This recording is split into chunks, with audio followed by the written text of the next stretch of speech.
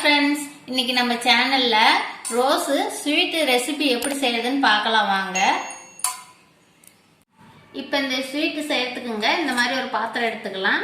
நான் பாருங்க 100 கிராம் அளவுக்கு மைதா மாவு எடுத்துருக்கிறேன். எடுக்கலையே நான் மைதாவை நல்லா சலிச்சுட்டு 100 கிராம் எடுத்துருக்குறேங்க. இப்போ இந்த பாத்திரத்தில் நம்ம மைதா மாவு சேர்த்துக்கலாம். தேவையான அளவு சோடா போட்டுக்கலாங்க. உப்பு தேவையான அளவு சேர்த்துக்கலாம். இப்போ தேவையான அளவு தண்ணி சேர்த்துங்க. நல்லா சப்பாத்தி மாவு பார்த்து பிணைஞ்சு எடுத்துக்கலாங்க. நாம் ஸ்வீட் சேர்த்தனால நாம் உப்பு தேவையான அளவு போட்டால் மட்டும் போதுங்க. ஃபுட் கலர் தேவையான அளவு சேர்த்துக்கிட்டேங்க. இங்கே பாருங்க, நான் அன்னாச்சி எசன்ஸ் எடுத்துருக்கிறேன். அது தேவையான அளவு சேர்த்துக்கலாம்.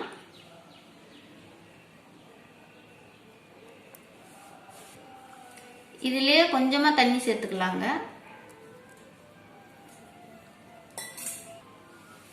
இப்போ பாருங்க, நம்ம தேவையான அளவு தண்ணி சேர்த்து நல்லா கலக்கி எடுத்துக்கிட்டோம். இப்போ இந்த மாவோட சேர்த்து நல்லா பிணைஞ்சு எடுத்துக்கலாங்க.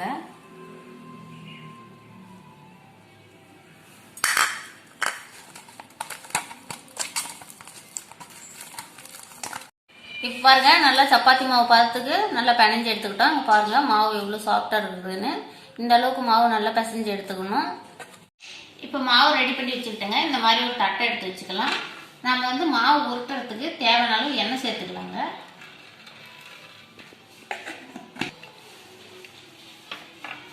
இப்போ பாருங்க, நம்ம எண்ணெய் சேர்த்துக்கிட்டோம்.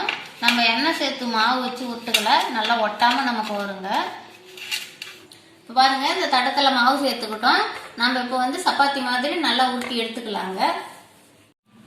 இப்போ பாருங்க, நம்ம மாவை சப்பாத்தி மாதிரி நல்லா உருட்டியாச்சு. இந்த மாதிரி டம்ளர் வச்சு இப்படி கட் பண்ணி எடுத்துக்கலாங்க.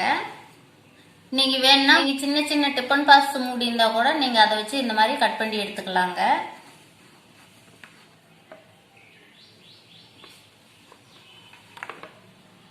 இந்த மாதிரி ரவுண்ட் ஷேப்புக்கு நம்ம கட் பண்ணி எடுத்துக்கலாங்க.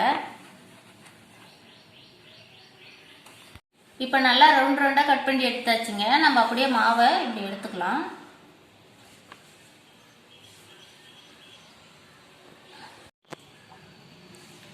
பாருங்க, நம்ம ரவுண்டா கட் பண்ணி எடுத்துக்கிட்டோம். இது ரோஸ் ஷேப்ல எப்படி செய்யுதுன்னு பார்க்கலாம் வாங்க. இப்போ நம்ம கட் பண்ணி வச்சிருக்கிற மாவுலயே தட்டி வச்சிருக்கிறத நம்ம இந்த மாதிரி எடுத்து வச்சுக்கலாங்க. இதே மாதிரியே எல்லாத்தையும் வைக்கலாம்.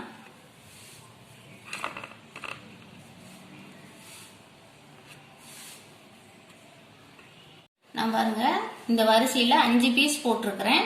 இப்போ நம்ம இதை சுருட்டி எடுத்துக்கலாம்.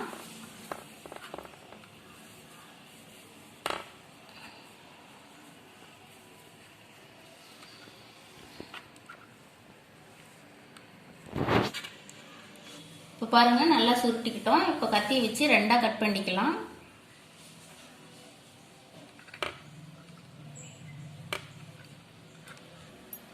பாருங்க, 2ஆ கட் பண்ணிட்டோம்.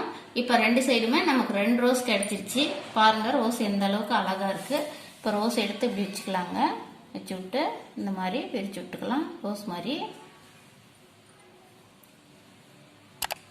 பாருங்க, பார்க்கவே எவ்வளோ அழகா இருக்குன்னு. இப்போ இதே மாதிரியே எல்லா ரோஸும் செய்து எடுத்துக்கலாங்க. இப்போ ரோஸ் எல்லாம் ரெடி பண்ணி வச்சுங்க. பாருங்க, பார்க்கவே எவ்வளோ அழகா ரோஸ் மாதிரி இருக்குன்னு.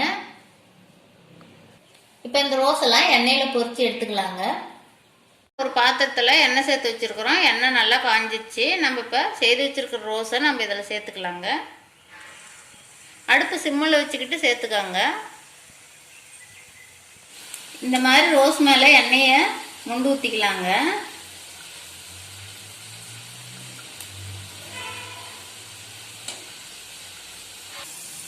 பாருங்க, நம்ம ரோஸ் எல்லாம் நல்லா வெந்துருச்சு. நம்ம எடுத்து வேற பாத்திரத்துக்கு மாத்திக்கலாம்.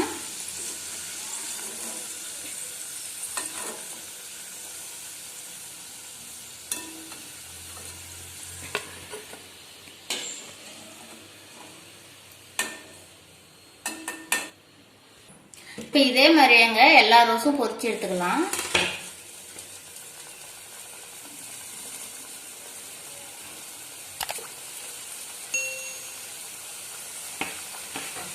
இப்போ பாருங்க, நம்ம ரோஸ் எல்லாம் சுட்டு எடுத்துக்கிட்டோம். இப்போ நம்ம இதுக்கு பாவு காசி எடுத்துக்கலாம்.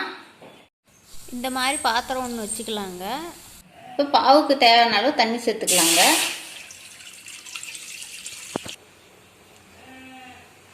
சர்க்கரை பாருங்க ஒரு 75 கிராம் எடுத்து வச்சிருக்கிறேன். இப்போ நம்ம இந்த தண்ணியோட சேர்த்துக்கலாம். இப்போ நல்லா சர்க்கரையும் தண்ணியும் சேர்த்து நல்லா கலந்து விட்டுக்கலாங்க. இப்போ இந்த பாவுக்கு பாருங்க பதெல்லாம் கிடையாது, நம்ம ரொம்ப கெட்டியெல்லாம் பண்ண தேவையில்லை. நம்ம வந்து இந்த தண்ணி சூடேறினா போதுங்க, இறக்கிடலாம். நான் வந்து கொஞ்சமாக ரோஸ் செஞ்சுருக்கிறதுனால நான் கொஞ்சமாக பாவு வச்சுக்கிட்டேங்க. நீங்கள் அது எந்த அளவுக்கு செய்கிறீங்களோ அந்த அளவுக்கு சர்க்கரை சேர்த்து பாவு காய்ச்சிக்காங்க. இப்போ நல்லா சர்க்கரை பாவு கொதி வந்துருச்சுங்க. நம்ம அடுப்பு ஆஃப் பண்ணி இறக்கலாம். இந்த மாதிரி ஒரு கப் எடுத்துக்கலாங்க. நம்ம வந்து பொரிச்சு வச்ச ரோஸ் எல்லாம் இதில் சேர்த்துக்கலாம்.